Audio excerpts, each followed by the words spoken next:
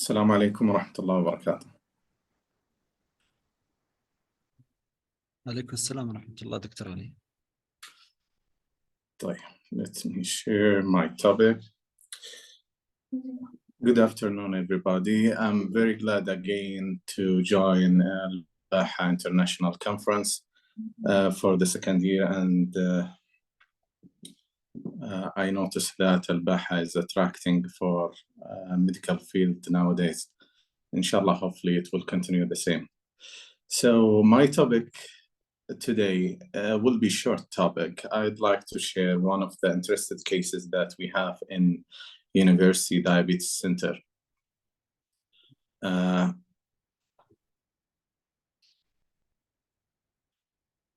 This is a case I prefer to title it as uncommon side effect for a common medication that we use with the diabetic patient.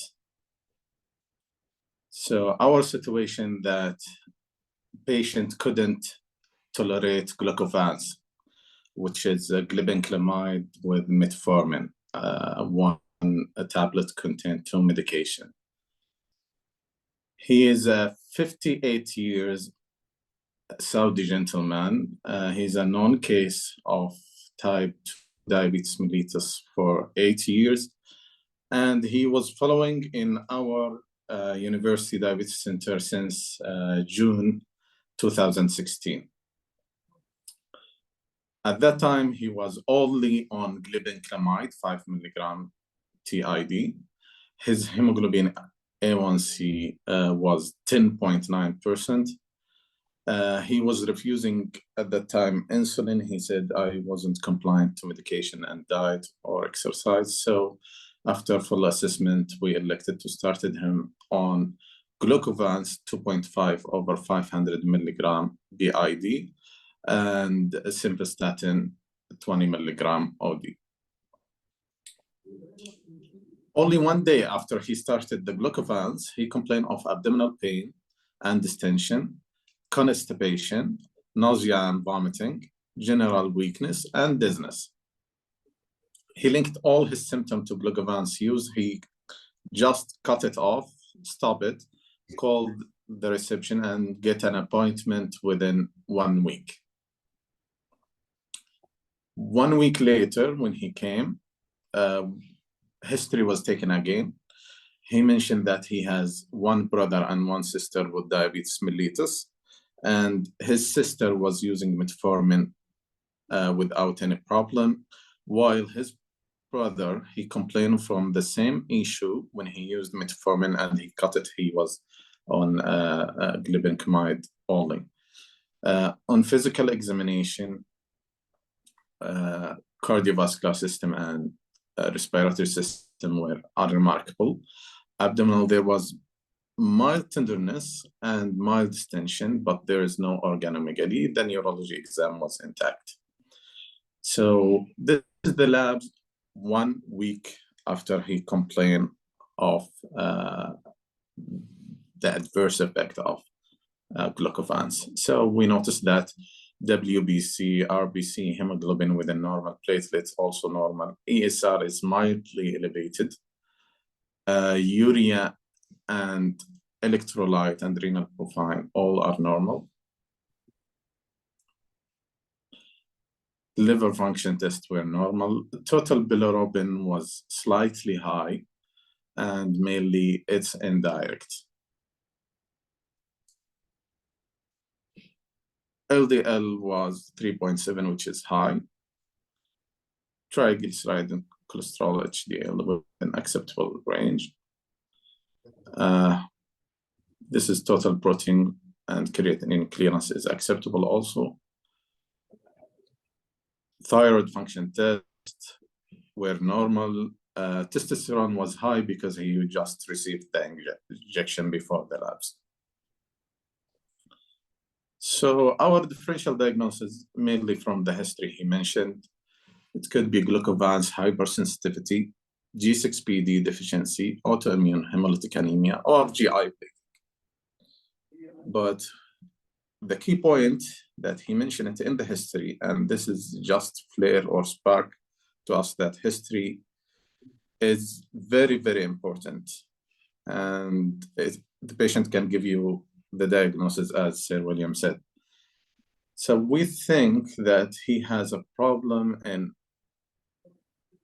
X, let's say X chromosome, since his sister doesn't complain and his brother complained the same issue.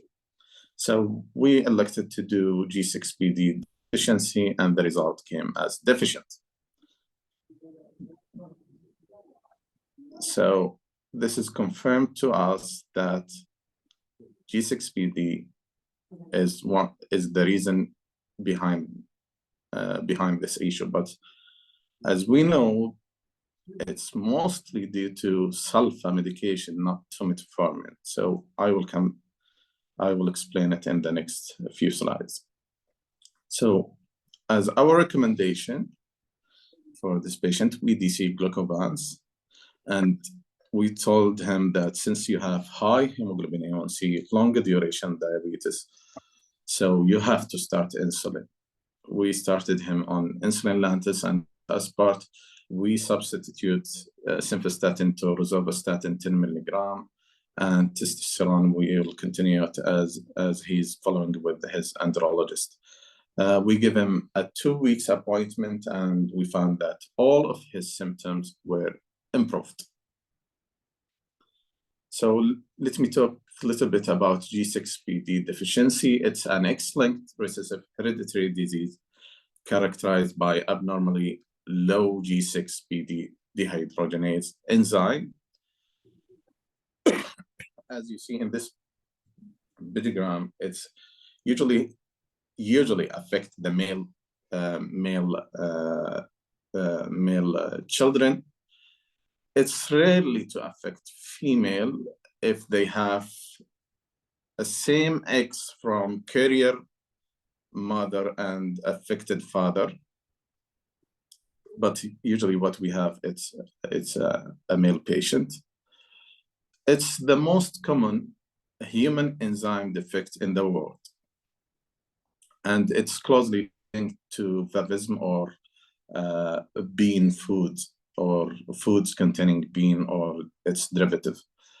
And thanks God, alhamdulillah, most of the individuals affected with G6PD are asymptomatic. Here, interesting from Dr. Al-Hammali or Hassan Hammali, he made a review about G6PD deficiency, and the prevalence in Saudi Arabia is around 8.4%, mostly in the eastern part and southern part of the kingdom. And I think this could be theoretically explained by consanguinity in marriage. To diagnose any patient with G6PD deficiency, you have to have signs of hemolytic anemia, LDH, and indirect bilirubin could be high or mostly high in those patients. In our patient, we don't have high indirect bilirubin or LDH because we received the patient only or after 1 week from exposure to metformin, and it's almost the symptoms gone. It's also unethical to repeat the exposure to the patient. So it's unethical. What I mean, it's unethical to give the patient again metformin and see if LDH and indirect bilirubin will go high, because hemolytic anemia is not an easy reaction for any patient. G6PD level will be reduced, and usually it's the best time to do it is just 2 weeks after the exposure. Hence, body will be seen in the peripheral blood smear, as you see it in the picture.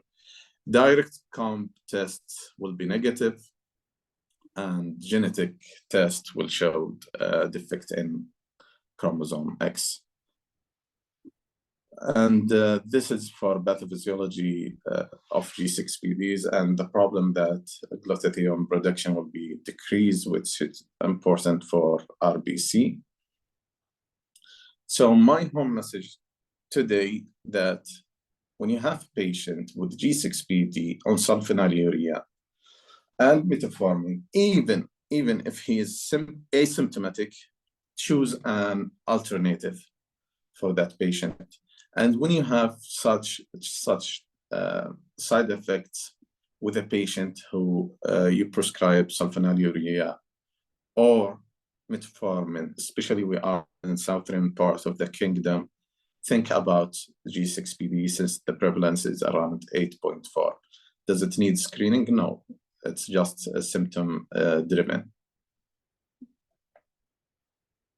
I found only 3 case reports published in the history of metformin use. Maybe there are a lot, but not published. But I found only 3, and this article was published in Diabetes Care, and it was in Palestine. And I think the same problem with them. So that's what I'd like to share it with you this afternoon, and thank you very much.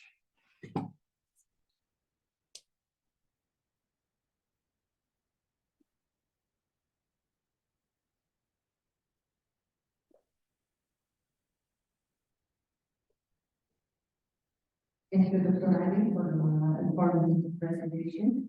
Any questions?